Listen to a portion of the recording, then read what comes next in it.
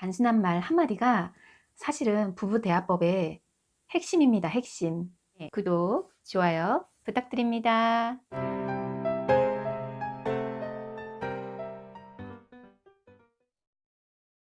대화는 인간관계에서 가장 좋은 역할을 하는 동시에 가장 나쁜 역할도 해요.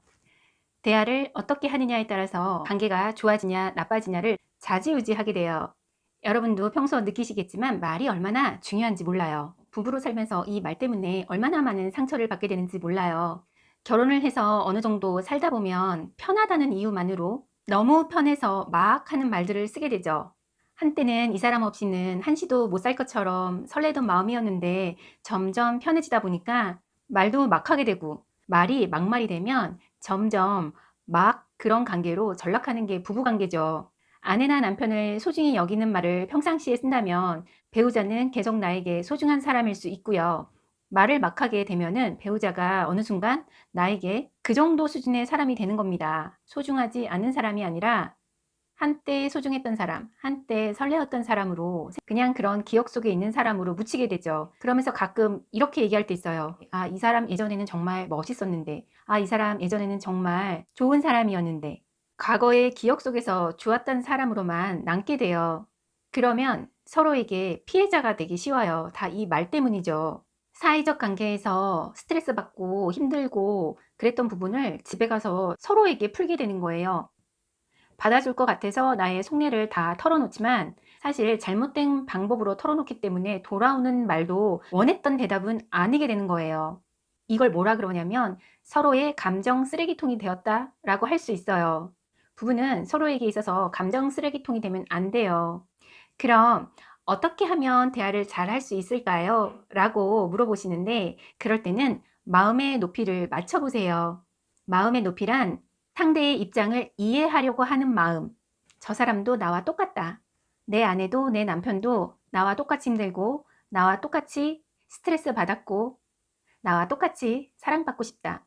동등한 마음. 위도 아래도 아닌 같은 마음으로 대화를 해보는 거예요. 이 마음의 높이가 다르면 마음의 높이가 위에 있는 사람이 아래에 있는 사람에게 더욱더 막말을 하게 돼요. 특히나 자신이 높은 상태에 있다고 착각하는 사람들은 말이 비아냥이 될 수도 있고 무시하는 말이 될 수도 있고 질투나 이기심에 의해서 나올 수 있는 말이 되는 거예요. 진심이라고는 찾아보기 힘든 말이 되는 거죠. 왜냐하면 마음의 높이가 다른 상태로 대화를 하기 때문이에요. 이건 대화가 아니에요. 대화에서 가장 중요한 건 상대를 존중해서 바라보는 마음이죠. 내가 아프면 아, 이 사람도 나만큼 아프겠구나. 내가 힘들면 아, 이 사람도 똑같이 힘들다고 느끼는구나. 이런 마음을 갖고 대화를 해야지, 일방적으로 내가 힘드니까 너 좀 받아줘, 이런 식의 대화는 오히려 대화를 하지 않는 것보다 더 못하게 되는 그런 기억들만 남게 되는 거예요. 제가 지난번 영상에서 이런 남자와 결혼하세요 라는 말을 했었는데, 대화가 통하는 남자와 결혼하라고 했을 적에 대화가 통하는 사람이란 어떤 사람이냐면 존중과 배려와 공감이 성품 그 자체로 묻어나는 사람, 결국 성품이 그런 사람이랑 결혼하라고 얘기했던 앞에 영상 한번 챙겨보시기 바라겠고요. 그만큼 대화할 때 있어서는 아내나 남편에 대한 기본적인 신뢰감을 갖고 대화를 시작하는 게 좋아요. 대화를 통해서 서로가 조금씩 성장하고 지금의 단계에서 조금씩 발전할 수 있는 게 좋은 대화의 모습이잖아요. 마음의 높이를 맞추고 이 사람도 나와 같은 마음일 거야 라고 얘기를 하고 주고받으면 훨씬 더 대화를 이어나가기가 편하게 돼요. 그래서 대화 시작 전에 서로가 나는 너의 마음을 이해할 수 있어 라는 마음으로 말을 하고 들어준다면 대화할 때 한결 부드럽게 대화를 이어나갈 수 있답니다. 부부의 대화법에서 첫 번째로 마음의 높이를 맞춰라 라고 얘기하는 부분이고요. 이건 어디까지나 제 생각인데 부부의 좋은 대화법으로 두 번째 방법 권유드립니다. 말이 습관이듯이 대화도 습관입니다, 여러분. 그렇다면 좋은 대화 습관은 어떻게 만들어야 할까요? 만약 대화가 잘 이루어지지 않는 부부라면 일부러 대화하는 시간을 만들어 보세요. 왜 우리가 연애 때 데이트를 하려면 어느 장소에서 몇 시에 만나 라고 얘기를 하잖아요. 그렇듯이 일주일에 한 번이라도 우리 그날에 몇 시에 어디에서 우리 얘기해 볼까? 라고 정해놓고 대화의 시간을 가져보는 거예요. 이게 너무 부담스러우면 사실 시도하기조차 어려우니까 너무 마음에 부담 갖지 마시고요. 그냥 집에서 저녁 식사 같이 하면서 자유롭게 대화를 이어나간다든가 아니면 잠들기 전 따뜻한 차 한 잔을 놓고 주거니 받거니 대화를 시도해 보는 것도 좋고요. 또 주말에 조촐한 술자리를 마련해 놓고 그동안 살아왔던 이야기, 이런 얘기 저런 얘기 도란도란 해보는 것도 좋잖아요. 그런 자리에 앉으면 특별히 의도하지 않은 이야기라도 할 수 있어요. 예전에 함께 봤던 영화 이야기를 나누면서 이야기를 시작할 수도 있고요. 위층의 소음 문제가 이야기의 주제가 될 수도 있고요. 다음번에 함께 떠날 여행 계획이라든지 아니면 퇴근하면서 있었던 생각이나 에피소드 같은 거를 얘기할 수도 있겠죠. 대화를 하라고 해서 우리 지금부터 대화하자. 자, 네가 먼저 얘기해. 그러면 내가 얘기할게. 이런 식으로 대화를 하라는 게 아니에요.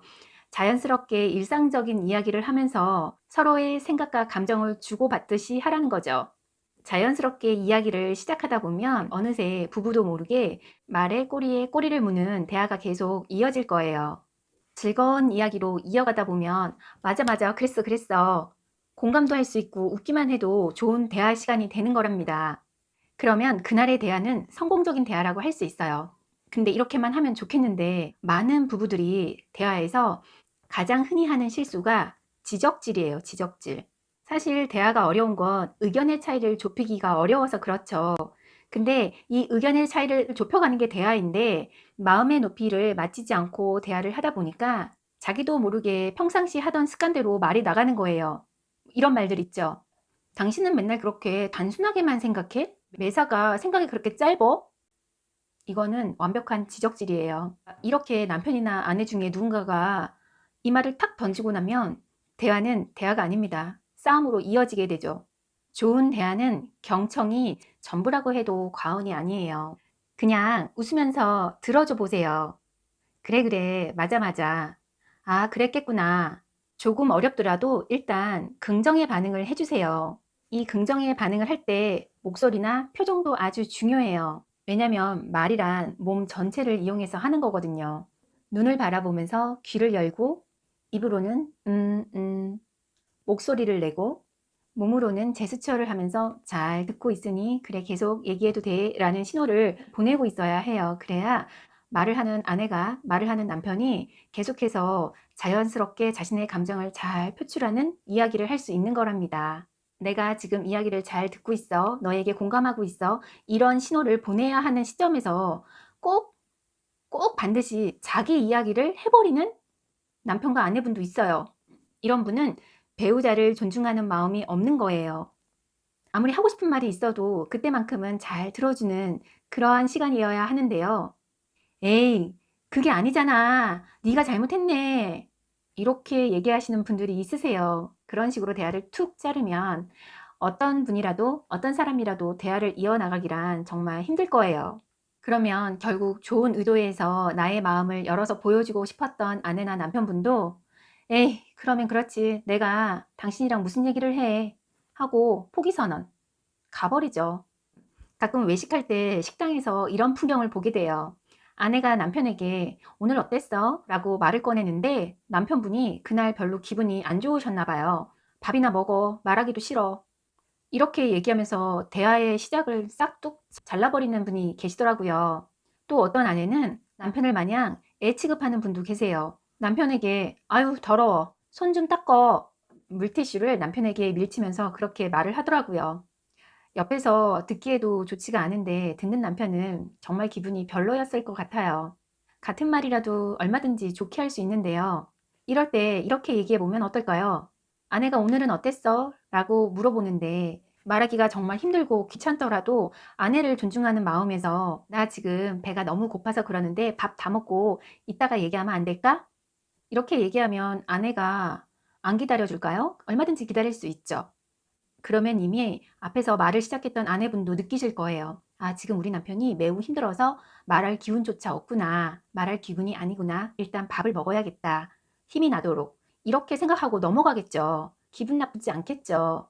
또 식사 전에 손이 더러워 보이는 남편에게 물티슈를 건넬 때도 이렇게 얘기하면 훨씬 더 이야기가 부드럽게 진행이 되겠죠. 물티슈를 건네면서 이것 써, 손 좀 시원해지게. 같은 말이라도 훨씬 좋지 않나요? 손 좀 닦어. 아이고 더러워. 이거보단 훨씬 낫겠죠? 뭐 이렇게 아내분이 얘기한다고 해도 또 남편분이 받아주지 않으면 어쩔 수 없는 상황으로 이어지겠지만요. 사실 대화를 어떻게 하면 잘해야 하는지 그것을 어렵게 생각하시는 분들이 많으세요. 이야기를 잘 들어주고 싶은데 어떤 방법으로 이야기를 잘 들어줘야 될지 모르겠다고 얘기하시는 분들 계시는데요. 이럴 때 좋은 팁 한 가지가 있어요. 만약 앞에서 아내분이 나 오늘 머리가 아파서 하려던 것도 하나도 못하고 잠깐 급한 일이 있어서 밖에 나갔다가 넘어지기까지 했어. 그래서 오늘 기분 정말 별로다 라고 이렇게 얘기하는데 이거 왜 얘기하고 있을까요? 반응해 달라는 거잖아요. 누군가에게 나의 오늘 안 좋은 기분을 알리고 싶었던 아내인데 이걸 들은 남편이 아무런 반응이 없으면 아내 입장에서는 아휴, 내가 또 혼자서 속이 경일게 했나 보다 라고 생각할 수 있어요. 이럴 때 어떻게 얘기하면 좋으냐면요. 앞에서 했던 사람의 말을 그대로 반복해서 따라하는 거예요. 아, 하루 종일 머리가 아팠구나. 하려던 일을 다 못했구나. 그래서 지금 기분이 별로구나. 오늘 하루 힘들었겠구나. 이런 반응을 보이기를 바라는 거겠죠. 이렇게만 얘기하면 돼요. 아주 쉽죠. 간단하죠. 이렇게 자기 감정을 알아달라고 얘기하는 사람에게 다시 그 감정을 고스란히 읽어주는 거예요. 부부 사이에서 대화란 하나뿐인 내 편? 내 아내, 내 남편이니까 세상에서 하나뿐인 내 편이라는 이러한 전제하에 이야기를 하는 거니까 이런 사람에게 공감받지 못하면 정말 슬프겠죠? 공감받기 원해서 얘기하는 건데 말이죠. 잘 들어주면서 잘 반응하는 게 사실은 정말 좋은 공감인 겁니다. 이렇게 공감이 필요한 순간에 사무적으로 대화를 하는 사람들도 있어요. 마치 사무실에서 일 처리하듯이 그래. 눈에 보이는 대로만 얘기하게 돼 있잖아요. 그러니까 아내나 남편의 마음 깊숙이 들어가서 그렇게 얘기하려고 했던 실질적인 마음은 읽어주지 못하고 겉에 보이는 부분만 읽어주게 되는 거예요. 그러니까 몸이 건조한 대화가 되는 거죠. 저도 남편이 있어요. 4년간 연애를 하고 올해로 19년째 결혼 생활을 유지하고 있는데요. 이렇게 한 사람과 오래 지내다 보니 저절로 알게 된 게 있어요. 그게 뭐냐면요. 이건 정말 좋은 팁인데요. 사랑해보다 더 많이 해야 되는 말이 있어요. 바로 고마워 입니다.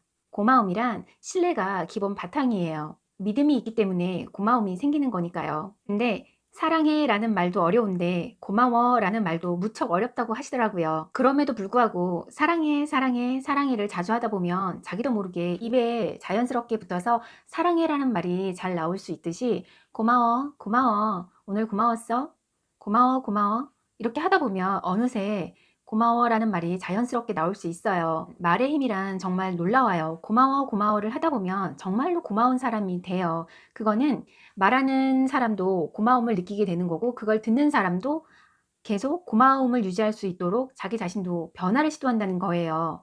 남편에게, 아내에게, 당신 오늘 고마워, 고마웠어, 고마워. 당신이 나 알아주고 인정해줘서 고마워. 라고 하면 고마워를 먼저 말했던 아내나 남편도 다시 고마움을 느끼게 되죠. 사람이 고맙다는 말을 들으면 자기 존재감을 느끼게 돼요. 가장 상대에게 공감이 극대화되는 말이 고마워예요. 고마워. 상대로 하여금 내가 더 잘해줘야겠다 하는 마음이 들게 되니까요. 고마워라는 말을 들으면 마치 힘든 여정을 마치고 따뜻한 차 한 잔을 마시는 기분 같다고나 할까요? 또 속이 따뜻해지는 느낌이 들죠.